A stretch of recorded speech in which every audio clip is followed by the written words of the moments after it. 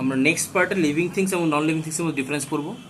Living things আর made of cells. Living things যেগুলো cell দিয়ে তৈরি, আর নন লিভিং থিংস কি that are not made of cells দিয়ে তৈরি হবে না non living things. They excrete and get rid of waste. Living থিংসও তাদের শরীরের থেকে ওয়েস্ট ম্যাটেরিয়ালসগুলো বের করে দিতে পারে, আর non living things they do not produce waste, তারা ওয়েস্ট তৈরি করতে পারে না এবং শরীর থেকে বের করতেও পারে না। They reproduce new offspring. Living things থেকে আবার নতুন করে তাদেরই মধ্যে দেখতে একটা অফস্প্রিংস মিনস বেবিস তৈরি হতে পারে, but they do not reproduce. Non living things reproduction করতে পারে না।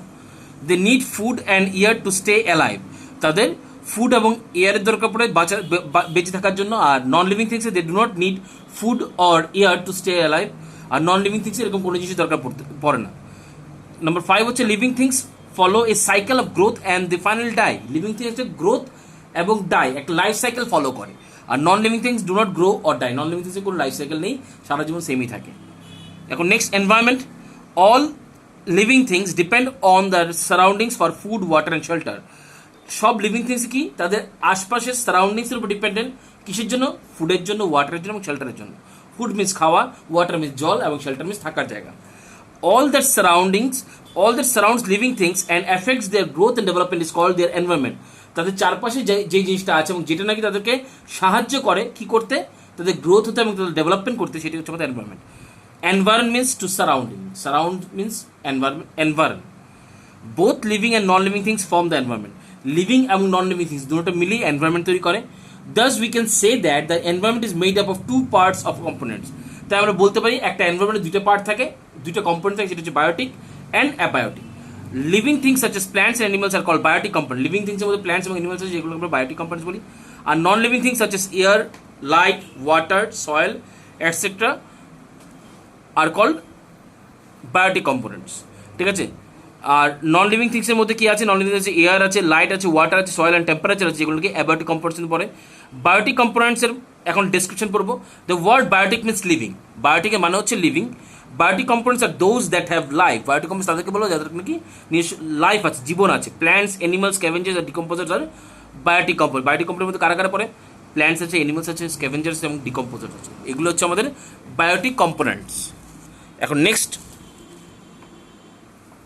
আমরা পড়বো abiotic components.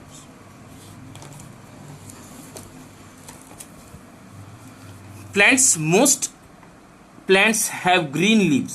Leaves are green because they contain a good pigment called chlorophyll.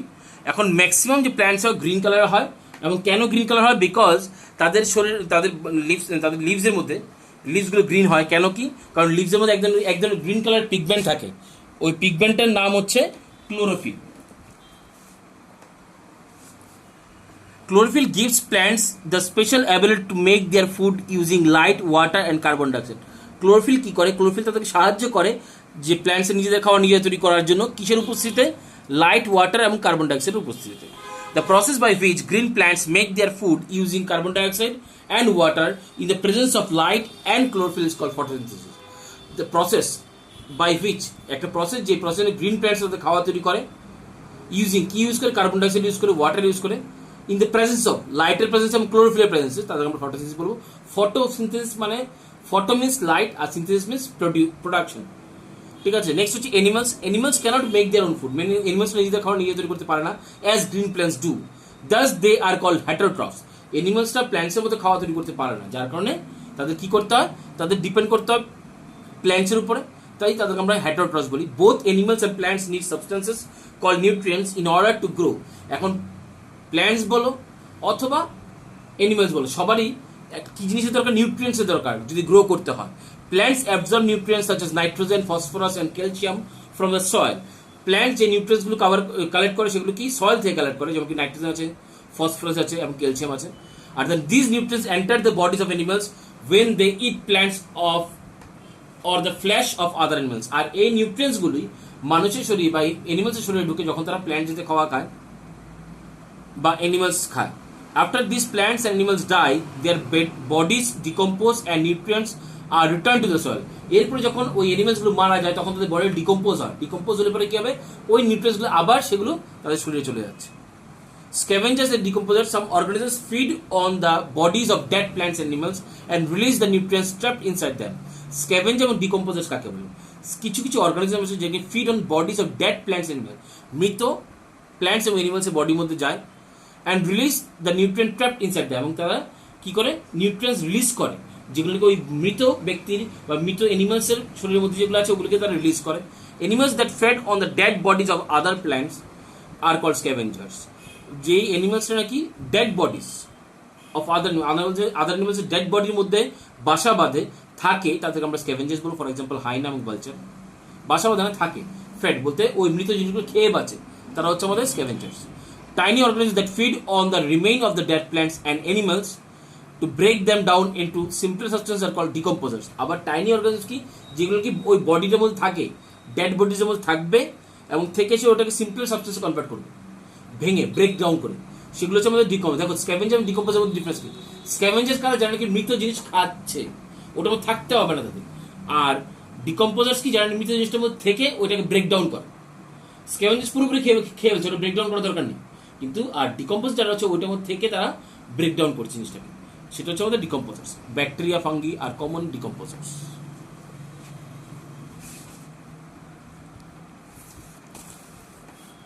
Next, the nutrients released from the dead bodies by the action of scavengers and decomposers get mixed with the soil and are again absorbed by plants. This process is called recycling of nutrients.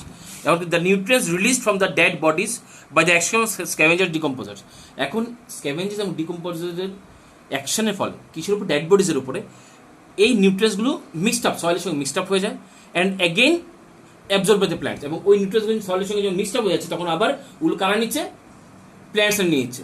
R this process called recycling of nutrients. আর এই প্রসেসটাকে আমরা নিউট্রিয়েন্টসের recycling বলি, কি কারণ কি plants and animals থেকে এগুলো মাটিতে গেছে, মাটির থেকে আবার এগুলো প্ল্যান্টস নিয়ে নিচ্ছে, প্ল্যান্টস নিয়ে এলে প্ল্যান্টের শরীরে আসছে, প্ল্যান্টের শরীর থেকে আবার আমাদের শরীরে আসছে। এটা হচ্ছে recycling of nutrients. Scavengers and decomposers play two important role in the environment. Scavengers এবং decomposers দুটো ইম্পর্টেন্ট রোল প্লে করে কিসে, এনভায়রনমেন্টে। কি করে? They keep the environment clean by removing the bodies of dead plants animals.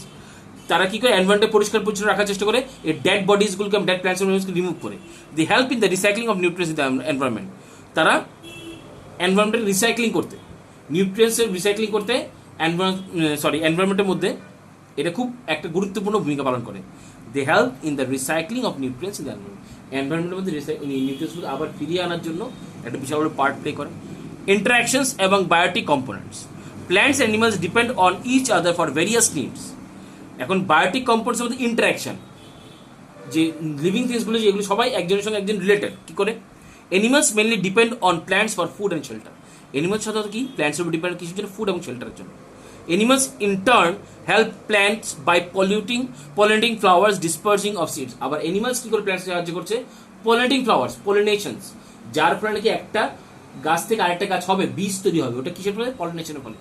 Dispersal of seeds, সিডসগুলোকে প্ল্যান্টসের সিডগুলো এক জায়গা থেকে অন্য জায়গায় নিয়ে যেতে সাহায্য করছে। কারণ কি প্ল্যান্টসের সিডগুলো যদি গাছ থেকে প্ল্যান্টের নিচেই পড়ে যায় তাহলে কিন্তু প্ল্যান্টস বাড়বে না। কেন? কারণ কি একটা জায়গার মধ্যে অনেকগুলো বীজ যখন পড়ে যাবে তখন কিন্তু বীজগুলো সঠিক পরিমাণে নিউট্রিয়েন্টস পাবে না, তাহলে গ্রো হতে পারবে না। তাই ও ডিসপার্জিংয়ে এবং পলিনেশন অফ ফ্লাওয়ার পলিনেশনের ক্ষেত্রে আমাদের অ্যানিমালস খুব গুরুত্বপূর্ণ পার্ট প্লে করে। In nature the following relationship are observed among plants, animals, scavenger, decomposers. নেচারের মধ্যে আমরা প্ল্যান্টস, অ্যানিমালস, স্ক্যাভেঞ্জার্স এবং ডিকম্পোজারের মধ্যে একটা রিলেশন দেখতে পাই। সেটা কি? Plants called producers utilize the sun's energy and manufacture their own food through photosynthesis. Plants মানে প্রডিউসার যদি বলি, কেন প্রডিউসার বলি? কারণ তারা নিজেদের খাওয়াটা নিজে তৈরি করতে পারছে বলে। ইউটিলাইজ দ্য সানস, তারা সানস এনার্জি ইউটিলাইজ করে এবং ম্যানুফ্যাকচার দেয়ার ওন ফুড, তারা নিজেদের খাওয়া তৈরি করে। কি প্রসেসে? ফটোসিনথেসিস প্রসেসে।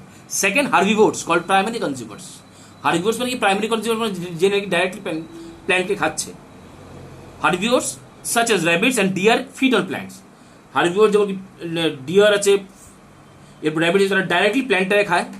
কার্নিভোরস called secondary consumers such as tiger and lion feed on herbivores. আবার কার্নিভোরস এবং সেকেন্ডারি কনজিউমার যেটা কি ওই টাইগার এবং লায়ন, যেটা কি ওই অ্যানিমালটাই খাচ্ছে, মিনস হার্বিভোরসকে খাচ্ছে। কার্নিভোরস কল্ড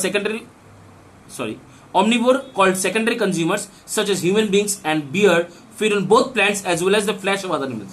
আর omnivore কি? omnivore এমন একটা অ্যানিমাল যেটা নাকি প্ল্যান্টস এবং অ্যানিমালস দুজনকে খাচ্ছে। Scavenger decomposers fed on the dead plants and animals and release nutrients kept inside their bodies into the soil. These nutrients are then absorbed by the plants which help them to grow and manufacture their food. এবং scavenger decomposer কাজ কি হচ্ছে? Scavenger decomposer এই অমনিভোর্সকে অথবা কার্নিভোর্সকে খাচ্ছে, যারা নাকি মরে যাচ্ছে, মরে গেলে পরে খাচ্ছে এবং ওদের থেকে নিউট্রিয়েন্টসগুলো বের করে ওটা মাটির সঙ্গে মিক্সড হয়েছে। ওটা মাটির সঙ্গে যখন মিক্সড হয়ে যায়, প্ল্যান্টস ওটাকে আবার অ্যাবজর্ব করছে, অ্যাবজর্ব করে আবার ফটোসিনথেসিস প্রসেসে খাওয়া তৈরি করছে। তাই এটা হচ্ছে আমাদের বায়োটিক কম্পাউন্ডসের কথা। পরের ভিডিওতে আমরা অ্যাবায়োটিক কম্পাউন্ডসের কথা পড়ব।